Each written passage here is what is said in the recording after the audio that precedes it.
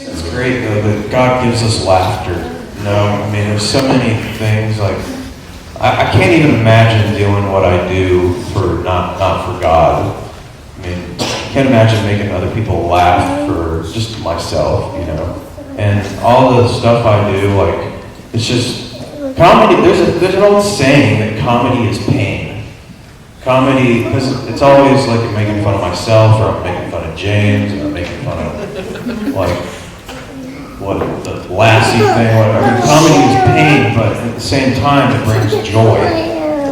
And this is awesome. And when I first got into comedy, one of the verses that really impacted me was 2 Corinthians 4:7. But we have this treasure in earthen vessels to show that this power is from God and not from us.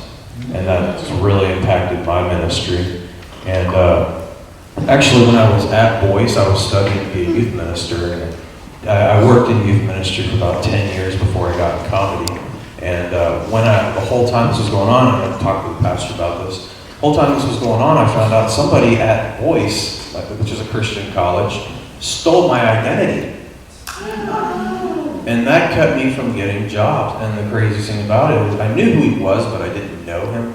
But we used to get each other's mail all the time, and our student ID numbers back then were our social security numbers, so it would have been very easy for him to do that. Plus, him and his wife worked in records and all that. I mean, I've never confronted the guy. I don't even know him. Like, I just know who he was.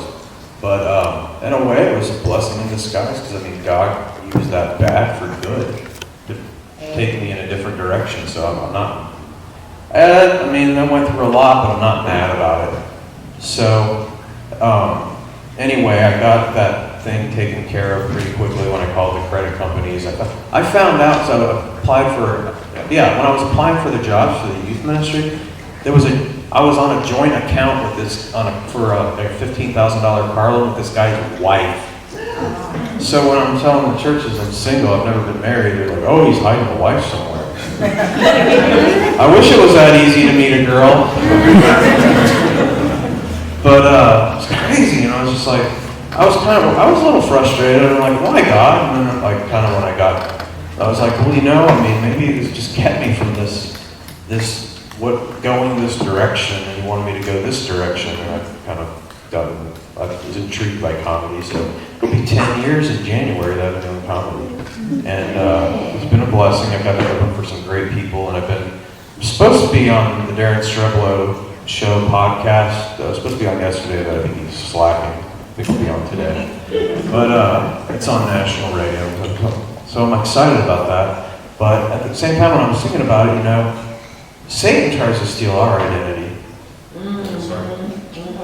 He tries to say, you're not good enough. You don't, what did you do? You don't belong.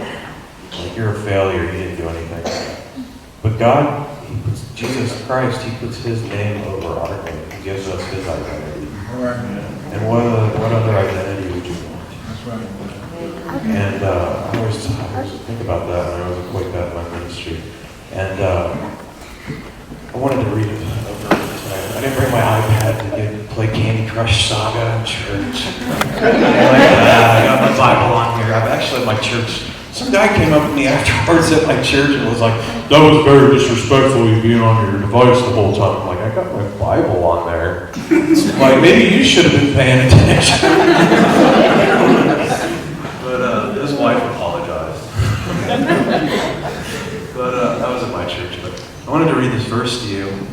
It's John 14:12. That's a couple of verses, 13 and 14. It says, very truly I tell you, whoever believes in me will do the works I have been doing, and they will do even greater things than these, because I am going to the Father. And I will do whatever you ask in my name, so that the Father may be glorified in the Son. You may ask me for anything in my name, and I will do it. Greater things than Jesus. Can you imagine? Just because he gives us his identity. And he puts his name on us. And I'm going to get out of here because I'm sure you guys are mostly Christians, so I'm sure somewhere in the crowd of committees forming that have to thrown off the stage. Either that or you're going to scream and give us Barabbas. Had to do that one because you didn't laugh at the committee joke. But I thank you guys for having me, and James is a blessing in my life. He had me sign his Bible the other day because he he has people that have been an impact in his ministry, sign his Bible. I got to sign right above Mr. Rogers. And someone asked me, well, who's the bigger star? And I was like, well, I got top billing because my name's right above his. Thank you, guys.